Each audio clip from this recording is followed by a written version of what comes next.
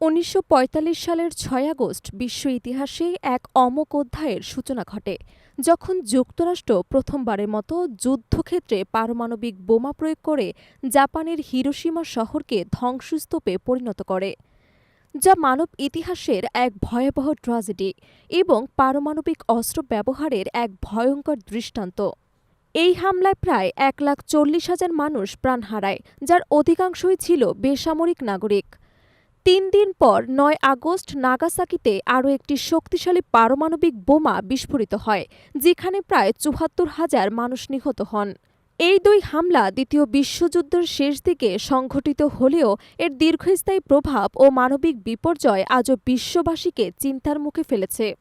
আজ হিরোশিমার ওই ভয়াবহ ঘটনার ৮০ বছর পর যুক্তরাষ্ট্রের পারমাণবিক অস্ত্র ভাণ্ডারের আধুনিকায়ন এবং বিস্তার বিশ্ব নিরাপত্তার জন্য এক ভয়ঙ্কর হুমকিরূপে বিবেচিত হচ্ছে।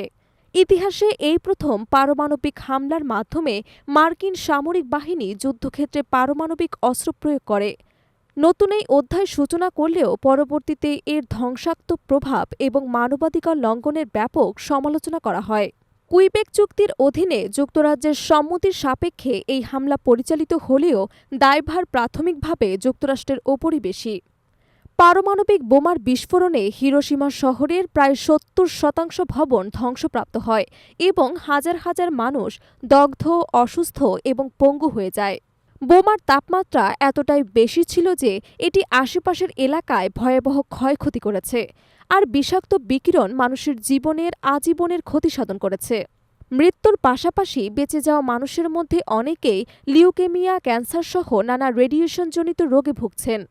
এই ঘটনার স্মরণে প্রতিবছর হিরোশিমার পিস মেমোরিয়াল পার্কে ১ মিনিট নীরবতা পালিত হয়, যা মানবজাতিকে পারমাণবিক যুদ্ধের ভয়াবহ পরিণতি এবং শান্তির প্রয়োজনীয়তার বার্তা দেয়।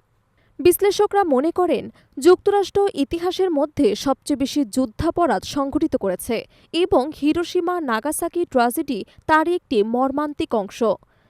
বিশ্ববাসী বর্তমানে দেখতে পাচ্ছে কিভাবে আমেরিকান অস্ত্র দিয়ে বিভিন্ন অঞ্চলে ধ্বংসযজ্ঞ চালানো হচ্ছে, যা মানবতার জন্য এক গভীর চিন্তার বিষয়। যুক্তরাষ্ট্র আজও তার পারমাণবিক অস্ত্রভাণ্ডার বৃদ্ধির মাধ্যমে বিশ্ব শান্তি এবং নিরাপত্তার জন্য বড় ধরনের হুমকি হয়ে উঠেছে। তাই এই দিনটি শুধু অতীতের একটি করুণ স্মৃতি নয়, বরং বিশ্ব শান্তি প্রতিষ্ঠায় সক্রিয় ভূমিকা নেয়ার এক বার্তা হিসেবে দেখা উচিত। বিশ্বের সকল রাষ্ট্র এবং জাতিকে উচিত পারমাণবিক অস্ত্র নিঃসৃত করে শান্তিপূর্ণ এবং নিরাপদ ভবিষ্যৎ গড়ে তোলার প্রতিশ্রুতি দেয়া। এই ঐতিহাসিক পর্বটি আমাদের স্মরণ করিয়ে দেয় যে পারমাণবিক অস্ত্রের ব্যবহার কখনোই মানব কল্যাণে প্রযোজ্য নয়, বরং তা কেবল ধ্বংস এবং বিপর্যয়ের খেলা। তাই আজকের দিনে হিরোশিমার ভয়াবহতা থেকে শিক্ষা নিয়ে বিশ্বকে আরও বেশি সচেতন এবং ঐক্যবদ্ধ হতে হবে, যাতে আর কখনো এই ধরনের ধ্বংসাত্মক ঘটনার পুনরাবৃত্তি না ঘটে।